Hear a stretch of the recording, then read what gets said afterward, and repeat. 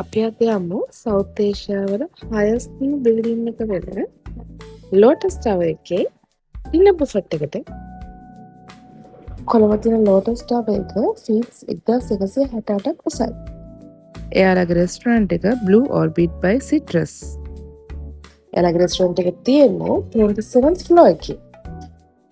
එයාලගේ dinner බුෆට් price එක වෙන්නේ LKR 9000යි. ඒ වගේම තමයි යාලගේ commercial bank credit cards and debit cards වලට ඔෆර් එකක් තියෙනවා. එන්ට්‍රන්ස් එකේ ඉඳන් අපිට ලිෆ්ට් එකකින් කෙලිම 27th floor එකටම යන්න පුළුවන්. එතනදී අපේ early booking එකක් දාලා අපි තිබුණේ. ඒකත් එක්ක check in වෙලා අපිට හම්බුනේ මේ ටේබල් එක තමයි 29th ටේබල් එක. මෙතනින් පස්සේ අපි පෙන්නන්නම් මොනවාද අපේ ඩිනර් බුෆට් එකේ තිබුණේ කියලා. අපි මුලින් අපේ චූටි කුකීව සෙටල් කරගෙන චුට්ටක් වටපිට බැලුවා. ඇත්තටම මේක මේ ටර්න් වෙන එක නම් චුට්ටක් දැනෙනවා. ඒක මට පොඩ්ඩක් මුලින් ෆීල් උනේ නෑ.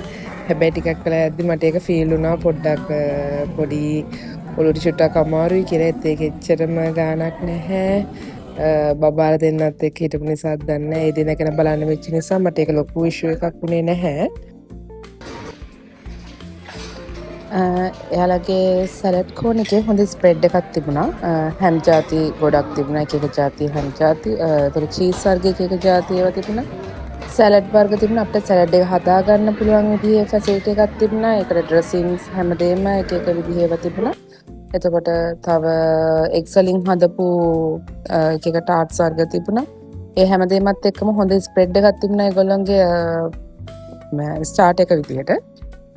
ඒත් එක්කම යාලගේ වෙනමම චීස් කෝන් එකක් තිබුණා. ඒකේ ඩිෆරන්ට් වේරියේෂන්ස් ගොඩක් තිබුණා.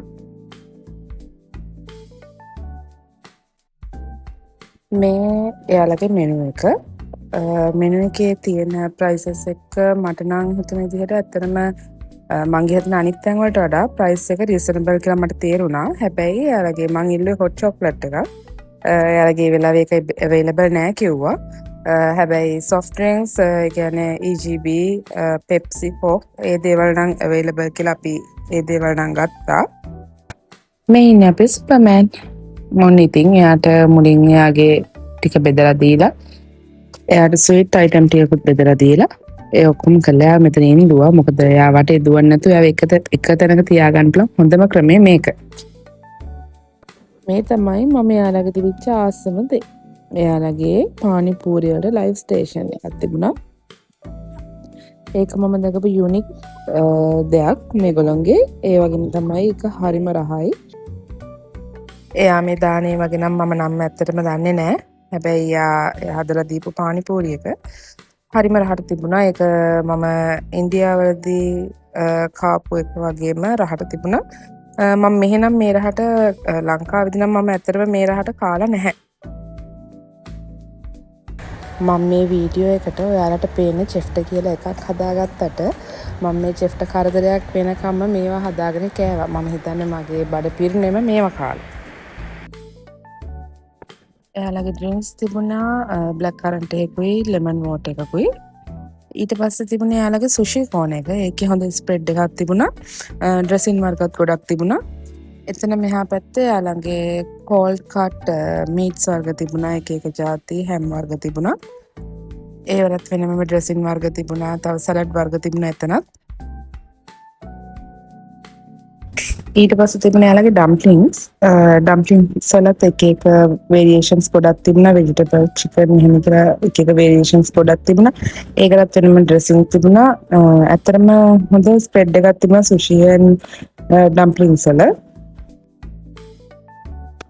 මේ ඩිෂස් විදියට යාළගේ මුලින්ම තිබුණේ සුප් එක.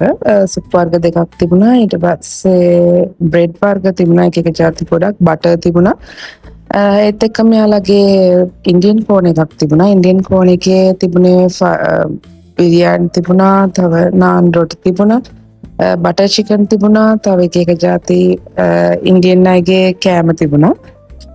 ඊටත් පස්සේ තිබුණා ශ්‍රී ලංකන් කෝන් එක. ශ්‍රී ලංකන් කෝන් එකේ රයිස් ඇන්ඩ් කරි තිබුණා. මීට් විදිහට මේන්ලි තිබුණේ ඩක්, චිකන් ඇන්ඩ් පෝක්. ඒ මීට් වර්ග තුනම යාළගේ කට් කරලා ගන්න තිබුණා. ඩෙසර්ට් විදියට ලොකු වේරියේෂන් එකක් තිබුණා. කේක් ජාති, පුඩින්, ටාර්ට්ස් වර්ග, තව එතකොට තිරමිසු, ඒ වගේ චොක්ලට් මූස්, ඒ වගේ ගොඩාක් දේවල් තිබුණා. තව ඒ වගේම පොල් ටොෆී, ඒ වගේ ස්වීට් ජාතිත් තිබුණා. ඇත්තටම ලොකු වේරියේෂන් එකක් තිබුණා ස්වීට්ස් වලට. ඊට පස්සේ අයිස්ක්‍රීම් ජාති තිබුණා. අපි ෆෙරන්නම් අයිස්ක්‍රීම් මම හිතන්නේ 4-5 පාර ඩෙඩි කෑවා. එයා කාලය වෙලා කරේ අයිස්ක්‍රීම් කකා වටේ දූපේ තමයි.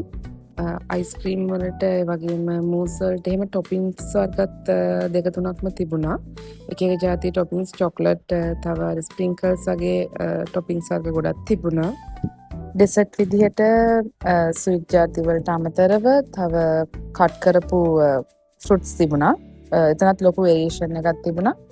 ඇත්තටම හොඳ ස්ප්‍රෙඩ් එකක් තිබුණා ඒගොල්ලන්ගේ මේන් කෝසස් වල වගේම ස්වීට්ස් අයිටම් වලත්.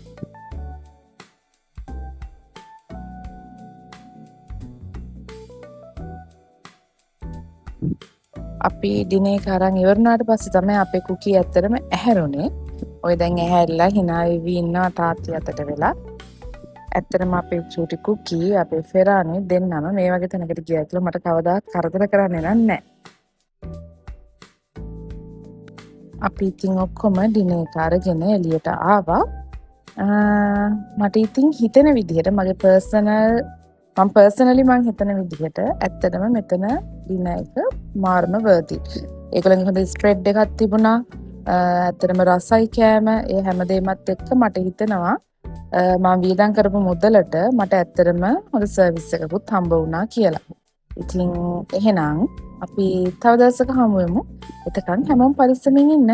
බයි බයි.